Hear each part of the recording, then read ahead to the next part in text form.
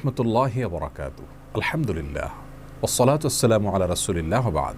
সুপ্রিয় দর্শক শ্রোতা ভাই বোন, আমাদের জীবনে এমন কিছু সময় আসে যখন দেয়ালে পিঠ থেকে যায়, যখন আমাদের নির্দিষ্ট চাওয়া পূরণ করা ছাড়া আর বিকল্প কোনো পথ সামনে খোলা থাকে না। এ ধরনের পরিস্থিতিতে আল্লাহ রাব্বুল আলামিনের কাছে আমাদের মনের একান্ত কামনা বাসনাগুলোকে পূরণ করবার জন্য একটি বিশেষ পথ বাতলেছেন আমাদেরকে প্রিয় নবী সাল্লাল্লাহু আলাইহি ওয়াসাল্লাম, আর সেটি হলো ইসমে আযম। ইসমে আযম মানে হলো মহান নাম। আল্লাহ রাব্বুল আলামিনের এই ইসমে আযম তথা মহান নামের মাধ্যমে কোনো কিছু চাওয়া হলে তিনি সেটা পূরণ করেন। এই নামের মাধ্যমে আল্লাহকে ডাকা হলে তিনি সেটাকে সাড়া দেন। এ মর্মে নবী আলাইহিস সালামের অনেকগুলো হাদিস রয়েছে।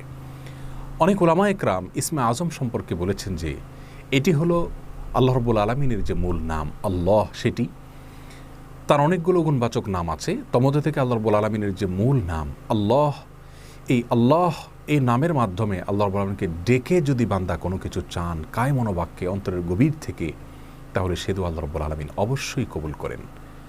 এজন্য কোনো কিছু আল্লাহ রাব্বুল আলামিনের কাছে চাওয়ার আগে যদি আল্লাহ বলে ডেকে ভালোবাসা থেকে, আস্থা থেকে, ভরসা থেকে, কায় মনোবাক্যে দীনতাহীনতার সাথে আল্লাহকে ডেকে যদি কেউ দোয়া করেন, তাহলে সে দোয়া আল্লাহ রাব্বুল আলামিন ফিরিয়ে দেন না। ইসমে আযম সম্পর্কে আরও নির্দিষ্ট করে আমরা নবী আলাইহিস সালামের যে হাদিসটি দেখতে পাই, সেটি তিরমিজিতে বর্ণিত হয়েছে, আরও বিভিন্ন হাদিসের কিতাবে বর্ণিত হয়েছে। সে হাদিস সম্পর্কে বিশ্ববিখ্যাত হাদিসবিদ হাফিজ ইবনে হাজার আল আসকালানী রাহিমাহুল্লাহ ফাতহুল বারীতে লিখেছেন যে ইসমে আযম সম্পর্কে সবচেয়ে বিশুদ্ধতম হাদিস হলো এটি।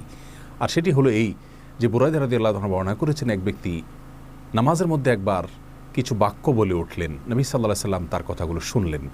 তিনি বলে উঠলেন, আল্লাহুম্মা ইন্নী আসআলুকা বিআন্নী আশহাদু আন্নাকা আনতাল্লাহ লা ইলাহা ইল্লা আনত আল আহাদুস সামাদ আল্লাযী লাম ইয়ালিদ ওয়া লাম ইউলাদ ওয়া লাম ইয়াকুল লাহু কুফুয়ান আহাদ। তার মুখে এই বাক্যগুলো শুনে নবী আলাইহিস সালাম বলেছেন, নিশ্চয়ই এই লোকটি ইসমে আযম পাঠ করেছে। ইসমে আযমের মাধ্যমে আল্লাহ রাব্বুল আলামিনের কাছে কোনো কিছু চাওয়া হলে তিনি সেটা ফিরিয়ে দেন না। এর মাধ্যমে আল্লাহকে ডাকলে তিনি অবশ্যই তাতে সাড়া দেন। এই হাদিসের ভিত্তিতে অনেক মুহাদ্দিসিন ইকরাম বলেছেন এটি হলো সেই দোয়া যেটাকে ইসমে আযম বলা হয়, যার মাধ্যমে এটি পাঠ করার পর আল্লাহর কাছে কোনো কিছু পেশ করলে সেটাকে অবশ্যই আল্লাহ তাআলা পূরণ করেন। মনের যে কোনো ভালো আশা আল্লাহ তাআলা পূরণ করে থাকেন। দোয়াটি আবারও বলছি, আল্লাহুম্মা ইন্নী আসআলুকা বিআন্নী আশহাদু আন্নাকা আনতাল্লাহ লা ইলাহা ইল্লা আনত আল আহাদুস সামাদ আল্লাযী লাম ইয়ালিদ ওয়া লাম ইউলাদ ওয়া লাম ইয়াকুল লাহু কুফুয়ান আহাদ। যার অর্থ হলো, হে আল্লাহ, আমি আপনার কাছে প্রার্থনা করছি এ মর্মে যে, এই জন্য যে, এই ভিত্তিতে যে আমি সাক্ষ্য দেই আপনি আল্লাহ, আপনি ছাড়া সত্যিকারের কোনো মাবুদ নেই, আপনি কারো মুখাপেক্ষী নন, আপনি একক, এবং আপনি কাউকে জন্ম দেননি, আপনাকেও কেউ জন্ম দেয়নি, এবং আপনার সমকক্ষ আর কেউ হতে পারে না। এই বাক্যগুলো পাঠ করে আল্লাহর বড়ের কাছে কোনো চাওয়া পেশ করলে তিনি অবশ্যই সেটি পূরণ করেন। কেউ যদি অত্যন্ত সংক্ষেপে ইসমে আযমের মাধ্যমে দোয়া করতে চান, তাহলে তিনি আল্লাহ রাব্বুল আলামিনের প্রতি আন্তরিকতা, ভালোবাসা, শ্রদ্ধা, বিশ্বাস, ভক্তি এবং ভরসা রেখে আল্লাহকে ডেকে ডেকে মায়ার সাথে, মমতার সাথে আল্লাহর অনুগ্রহগুলোর কথা স্মরণ করে আল্লাহকে ডেকে ডেকে তার মনের চাওয়াগুলো পূরণ করবেন। এটা হবে ইসমে আযমের সবচাইতে ছোট ভার্সন।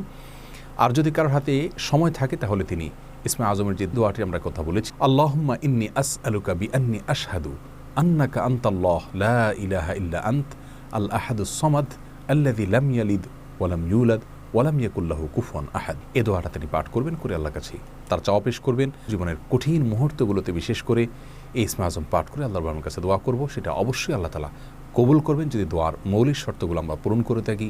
হালাল বক্ষণ করা, কায় মনোবাক্যে দোয়া করা এবং দোয়ার ক্ষেত্রে আন্তরিকতা এবং ঐকান্তিকতা থাকা, এই বিষয়গুলোকে যদি খেয়াল করে আমরা দোয়া করি, ইনশাআল্লাহ বিইذনিল্লাহ আল্লাহ তাআলা আমাদের সে দোয়া পূরণ করবেন। কোনো কারণে সে দোয়া যদি পূরণ হতে আমরা না দেখি, তাহলে সন্দেহাতীতভাবে আমাদের বিশ্বাস রাখতে হবে এটা পূরণ এই মুহূর্তে না হওয়ার মাঝে আমাদের জন্য কল্যাণ নিহিত আছে। আল্লাহ তাআলা এর বিনিময়ে আমাদেরকে আখিরাতে দিবেন। এছাড়াও দোয়া ইউনুসের মাধ্যমে লা ইলাহা ইল্লা আনতা সুবহানাকা ইন্নী কুনতু মিনাজ জালিমিন, এটা পাঠ করেও যদি কেউ দোয়া করেন, তার মাধ্যমে আল্লাহর দোয়া কবুল করেন। এবং হাদিস বর্ণিত হয়েছে, আল্লাহ তাআলা আমাদের সবাইকে ইসমে আযমের মাধ্যমে আল্লাহর কাছে জীবনের কঠিন মুহূর্তগুলোতে দোয়া পেশ করার তৌফিক দান করুন। আসসালামু আলাইকুম ওয়া রাহমাতুল্লাহি